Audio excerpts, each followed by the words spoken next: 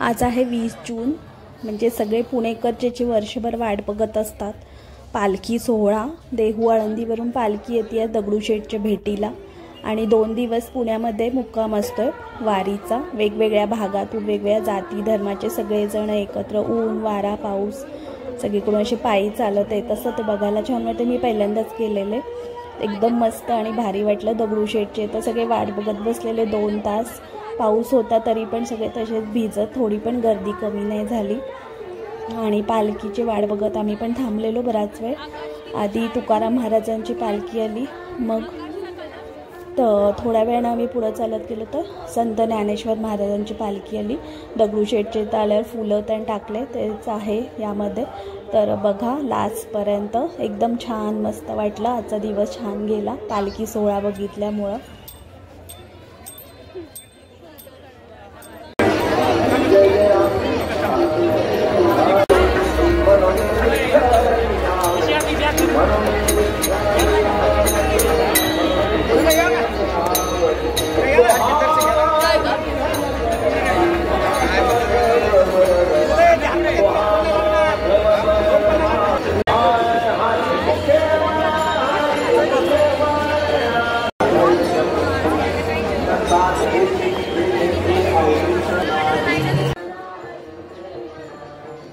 आता दुर्मिळ झालेले वासुदेव पण दिसले. बरेच जणांनी वासुदेवचं रूप करून आलेले. लहान मुलांना पण छान छान कपडे, म्हणजे विठ्ठल रुक्माईसारखे, आणि तुळशी वृंदावन डोक्यावर घेऊन बिन चपलाचे सगळे चालत होते.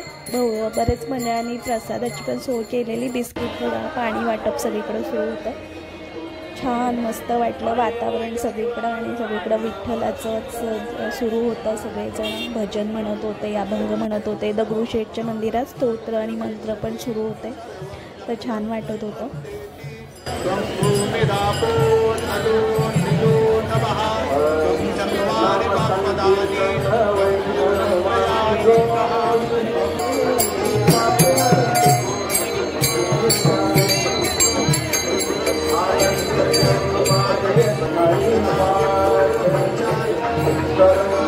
सहिता शक्तिः सैषा गणेश विद्या गणपरुषिः निच्चृतगायत्री गणपतिर्देवः एकदन्ताय विद्महे वक्रतुण्डाय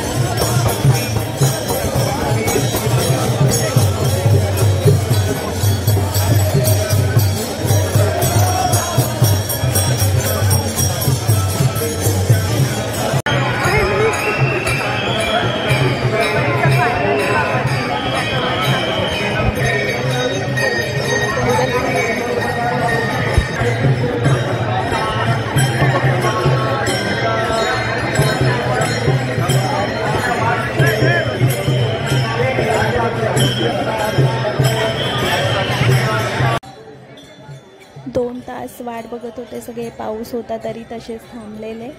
मग आली पालखी तर सगळेजण दर्शन घ्यायला वाट बघत होते. तर पहिल्यांदा तुकाराम महाराजांची पालखी आली.